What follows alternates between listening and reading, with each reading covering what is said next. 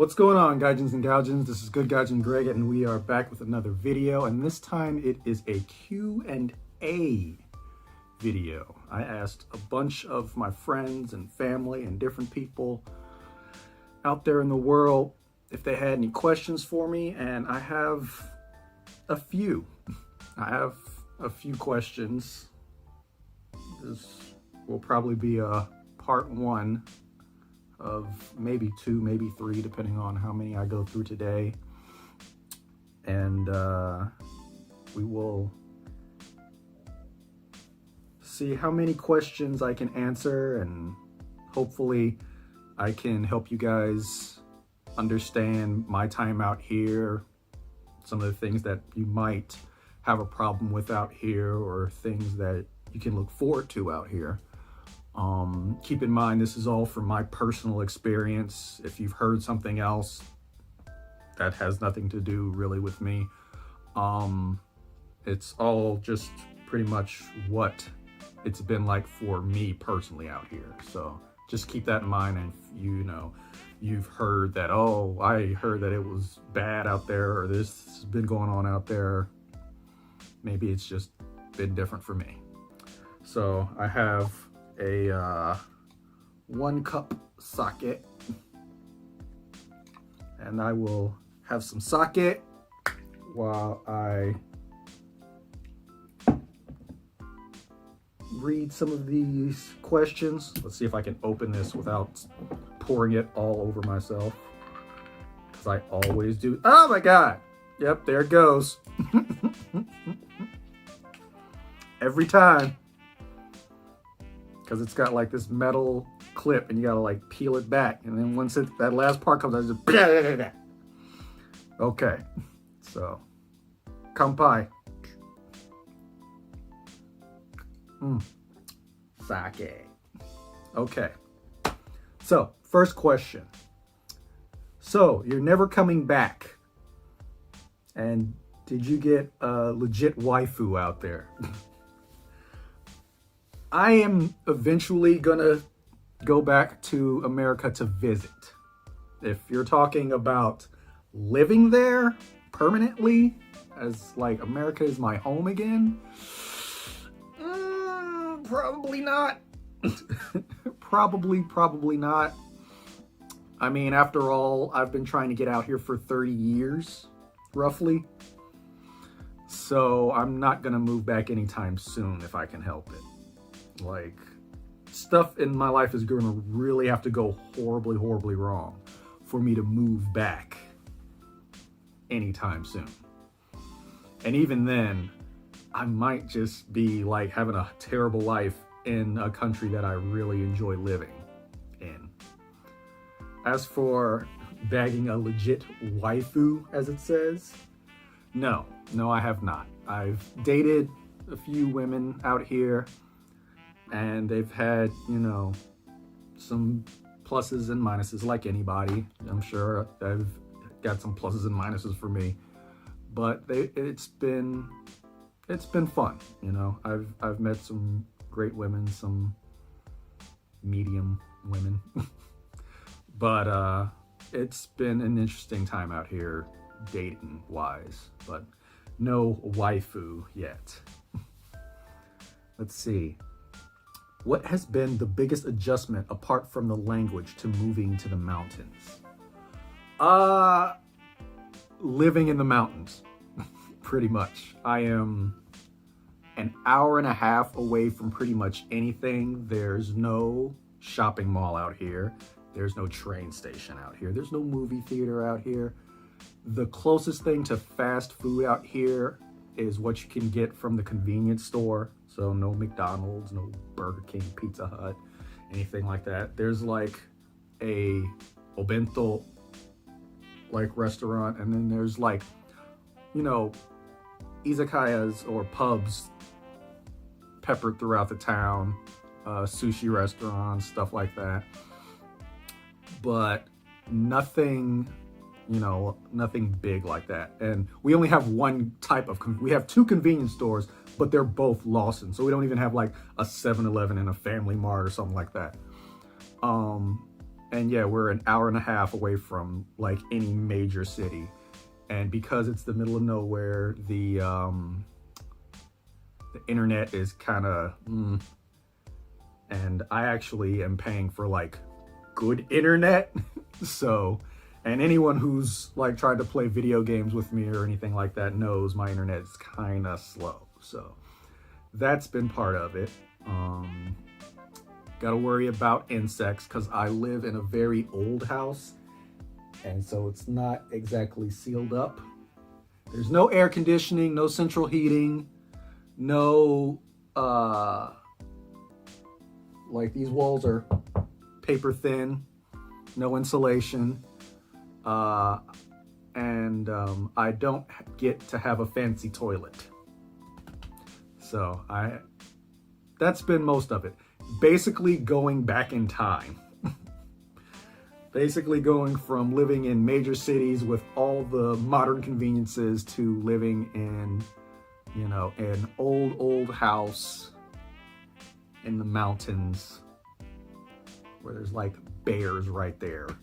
Luckily, they haven't come this way, despite me cooking and making the area smell of delicious foods. But yeah, that's about the thing that's been the hardest part about living in the mountains, is living in the mountains. Let's see. What's my day-to-day routine? It's a pretty normal like routine. I get up. Some days I work out first thing in the morning. I get up at like 5 o'clock and I work out immediately because I don't like working out in the afternoon, because after a long day of work, especially if I've gone to one of my kindergartens, I'm tired. So I know I'm not working out when I get home.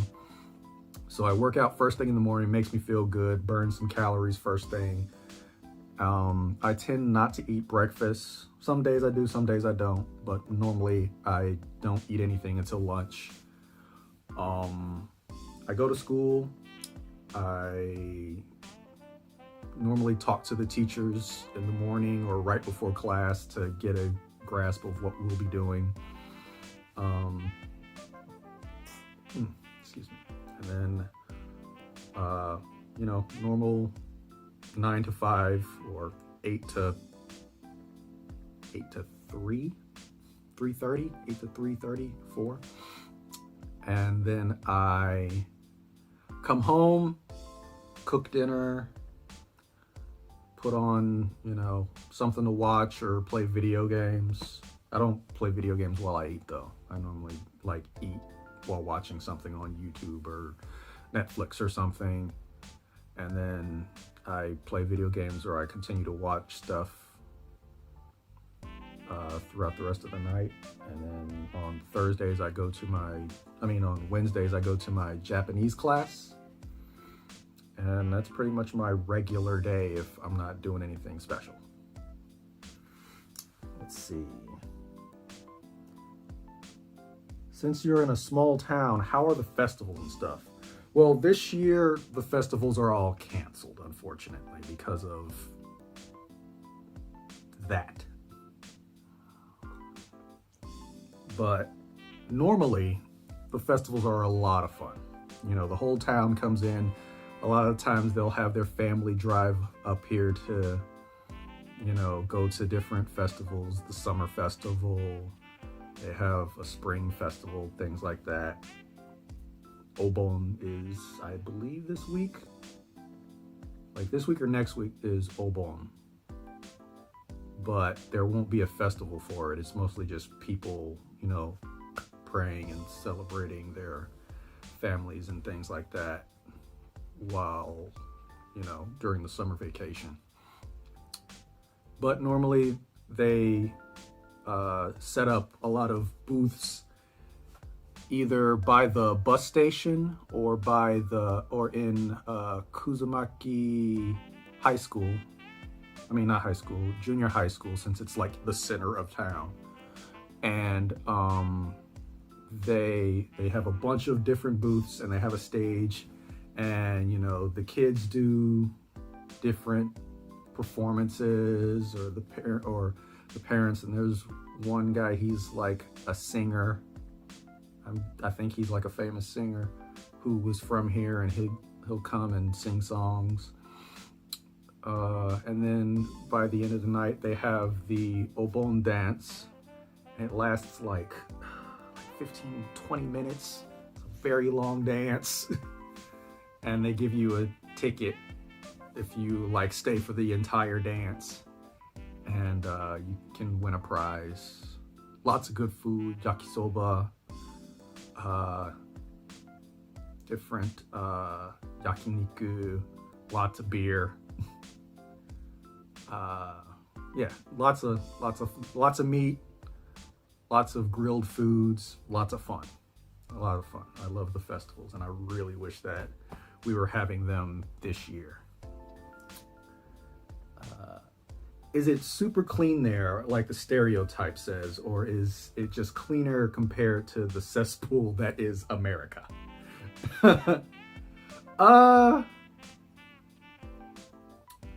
In my experience, it is very clean. Like the first time I came here and I went into a subway, I was just like, wow, it is crazy clean. It doesn't smell like urine, you know. You walk around, and despite, there's another question on here asking, is it really hard to find a trash can? And yes, it is very hard to find a trash can if you don't know where to look. If you need a trash can, try to find a convenience store. They always have trash cans. So, and there are a lot of convenience stores. Or maybe if you're throwing away like a bottle or like a can, you might be able to find a vending machine, because there's a lot of vending machines around Japan. So yeah, it's difficult to find one if you don't know where you're looking, because you will not see trash cans on the side of the street, like on the corner or things like that, because it attracts rodents and stuff, which is something else you won't see in the cities because of how clean it is. You won't see a lot of rodents. Like like when I first moved here, one thing that I realized was I hadn't seen a squirrel in a long time. Like when the first like week or so I was here, I'm like walking around the city and I'm like, something feels off. I don't know why. And then I realized, like, I haven't seen a squirrel in like 2 weeks. And that's because there's no food for them out here or in the city. So all the squirrels stay in, you know, the forest. So yeah, that's how clean it is. There aren't squirrels in the cities. So yeah, that's how clean it is. Let's see. What is it like living in Japan, being an American? It's interesting. I get stares. I get a lot of stares, especially because black. So being black, I am the complete opposite of Japanese. Skin color is completely opposite. Height, completely different. You know, I'm wider than everyone else. And because most Japanese people aren't bald, like you might see you'll see a handful of people without hair out here. Most people have a full head of hair. So I am the complete and they don't have beards a lot. So you won't see a lot of beards, and you'll see everybody has hair. So I'm the complete opposite.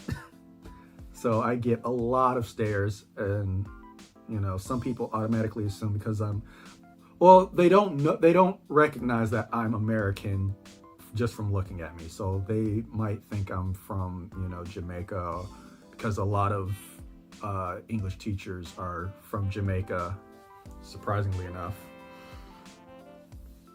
And so I normally tell them, yeah, I'm African American, I'm from America. Like, oh, okay, cool. And that's pretty much where that conversation ends for the most part, unless they start asking me about, you know, what it's like out there. But yeah, like as an American, it's been really relaxed. People are nice to me, that kind of thing. So yeah, it's been good.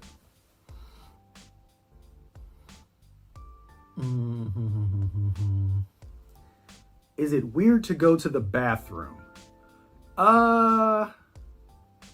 Depends on what you mean. When I first moved into my house, it was very strange because I don't have plumbing for my toilet. It's just a squat toilet, but with a Western style toilet cover. So like it's just like a plastic cover so that it looks like a Western toilet. But there's no, flusher. It's just like a 7-foot drop. So, if you use the bathroom at my house, you got to be careful if you bring your phone in there, because if you drop it in the toilet here, you're not getting it back. It's just at the bottom of a crap hole. So either don't bring your phone in there or be very careful. And no, I haven't dropped my phone in the toilet yet, so knock on wood. Yeah, that's wood. Very thin sheets of wood. Now for, if I go to my schools or like a 7-Eleven or I'm at a hotel or something, then they have, the fancy futuristic toilets that you see, with the bidet and the, some of them have, most of them have seat warmers. Like I said, bidet. They have, I guess it's like a douche. I don't know. For the lady parts, they have a button you can press that makes like water sounds. So if you're embarrassed about like farting up the toilet or, making ploosh sounds and stuff like that, you can push that button and it'll make noise to like kind of cover up what you're doing. So modesty button, I guess. But yeah, other than that, and I still haven't used like an official squat toilet just because I haven't had the need to. Eventually, I'll just give it a try. I mean, if I absolutely have to, I can just take the cover off the toilet here. But I don't think I'm gonna do that. Especially since it's like elevated. So if I have to squat, I have to like go up on this like small step and then squat, and like if I fell back, it would be a far fall and it would be really embarrassing, and yeah, it might just be better to avoid all of that. Let's see. Do they treat you as a fellow Japanese or still like a foreigner? A little bit from column A, a little bit from column B.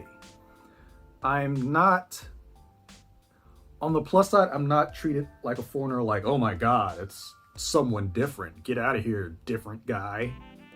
It's more of a, oh, he's not Japanese. Neat. Every now and again I go someplace and I'll get like stares and points. I'm like, oh, he's different from us. But like around here, everyone knows me. I'm a part of the town. Whenever I go walking or I'm out, people, are very polite to me. Some are happy to see me, especially like the older people when I go for my morning walks, because I'm up early, and everyone that's up before 7 o'clock outside are above the age of 60. So it's like, oh, wow, you wake up early. Of course, said in Japanese. Hi, hi. It's like, yeah, I wake up early. And then they try to talk to me in like a full-blown sentence. And I'm like, uh-huh. Okay. Matane. But, yeah, they don't necessarily treat me like a stranger, but I'm aware that I'm not Japanese living here. I know that I'm the one, black guy. But people are still really nice to me. They invite me to their house and they talk to me and all that fun stuff. And I get a lot of free vegetables because they'll just be like, Gregory Sensei, dozo. I'm like, oh wow, arigatou gozaimashita. But yeah, everyone's really nice. And then that goes into this question. Are the people friendly? Is it safe? What about crime? How's the weather? Like I said, people are really friendly. People are really nice. It's incredibly safe. I rarely lock my house or my car because, well, one, because I live in Kuzumaki and it's a town of 6,000 people and everyone knows each other. So it's like, but even when I go to different areas, it's still safe. There's another question. How's it going outside at night? It is the safest place in the world going out at night, you know. I mean, sure, there's always going to be dangerous places. You know, if you go to like the major cities, there are some like red light districts that tend to be owned by Yakuza. But for the most part, going out at night is incredibly safe. Japan in general is incredibly safe. I think it might be number one for like the safest country in the world. If not number one, it's up there. It's up there for like safest countries. So yeah, it is incredibly safe for anyone, you know, for women too. And that, like, a lot of my female friends that are from different countries that come here, they're like, that's one of the things that they love about it, is that they can just go out at night and not have to worry about anything. So yeah, very safe. Weather-wise, it's about the same. Like in Kuzumaki and Chicago are about the same laterally. So we get the same freezing weather in the winter and the same blazing hot in the summer. So yeah, temperature-wise, it's pretty much the same. We get a lot of typhoons and, you know, tropical storms because we're an island and we're surrounded by water and all that fun stuff. We get a lot of earthquakes, but because I'm up in the mountains, the earthquakes tend to be a lot softer. It'll be worse if I move someplace like Tokyo or something like that, like down there, or like if I moved further out to the edges of Japan, lots of typhoons, got to worry about flooding. I mean, they had flooding here and I'm in the mountains, so let's see. A few more questions and then we'll call it quits. What is the cost of living compared to here? Depends. It depends on where you are. Because I live in Kuzumaki, it's the middle of nowhere. Everyone knows each other. And I live in teacher housing. And like I said, it's a very old house. And my rent is about 12,000 yen, and that roughly is about $120.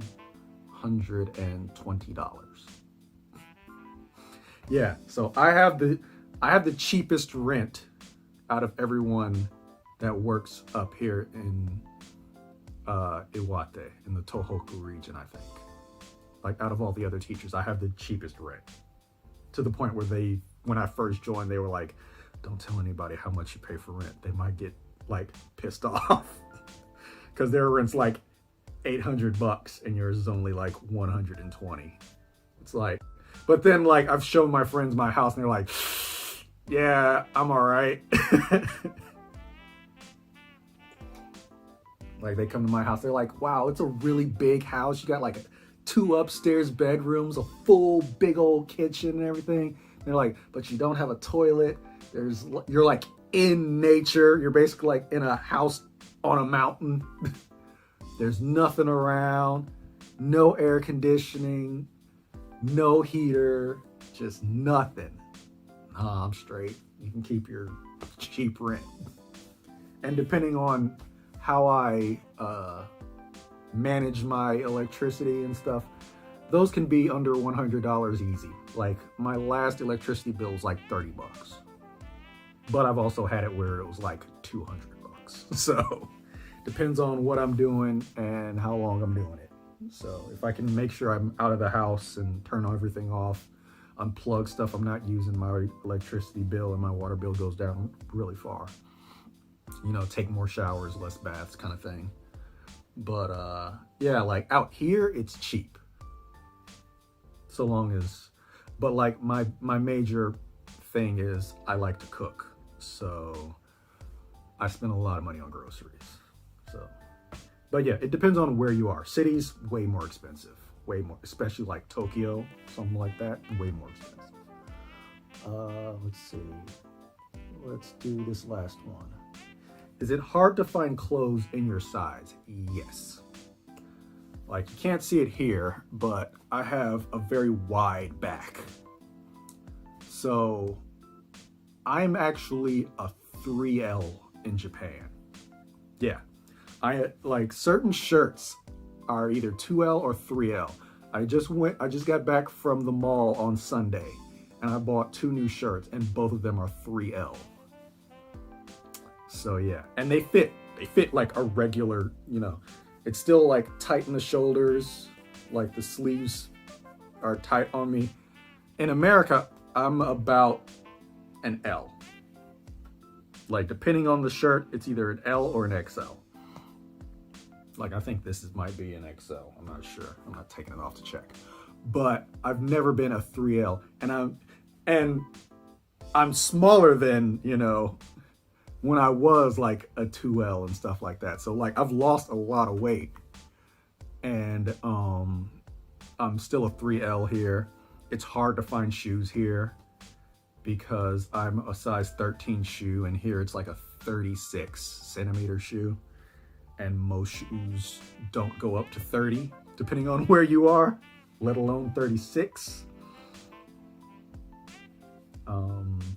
Underwear and t-shirts are fine, because most of those, you know, are a little bit stretchy to the point where I can wear an XL t-shirt and underwear, and that's fine. Socks are fine too. But yeah, like regular clothes, like shirts and shoes and stuff like that. Yeah, very, very hard find. And on top of that, deodorant. Because Japanese people do not sweat and stink like most other countries. And especially like it's kind of messed up, but like especially like black people, we tend to get like a good must going. And so Japan, they have these, and it's basically kind of like alcohol, like rubbing alcohol, like scented rubbing alcohol. And you put it on your armpits and it, you know, kills the germs, but it doesn't like protect anything. So like if you come out here, bring the deodorant from home. And if you can't, and if you run out, just buy it online. Like I recently bought like a 10-pack of, you know, deodorant online that's supposed to get here soon, hopefully, because I'm out and I've been using Japanese deodorant. And one, you see how tiny it is, and it's a liquid, so it runs out in like a couple of weeks. But it doesn't, you know, stop any, you know, any sweating or anything like that. It's just kind of like, all right, you're good for like maybe an hour or two. Don't do anything strenuous. And I have like kindergartners that I have to run around and chase and pick up and all that stuff. And just big old pit stain. And I'm like, yeah, gotta go home and change. And then another thing is lotion. If you come here, do not call it lotion. Call it hand cream, face cream, body cream, that. Lotion here is, you know, emotion lotion, sex jelly, that kind of stuff. So yeah, don't call it lotion, call it cream. Hand cream, face cream, body cream, not lotion. Do not call it lotion. But I think that's enough questions for now. And I hope you enjoyed some of these questions as much as I enjoyed answering them. Thank you to everyone who asked a question. If I didn't get to your question, like I said, I'll be doing another one of these soon. So I hope you enjoyed it, and I will talk to you guys later. Have a good day. Take care of each other. Be safe out there. Wear your mask, wash your hands, that kind of thing. And I'll talk to you guys later. See you.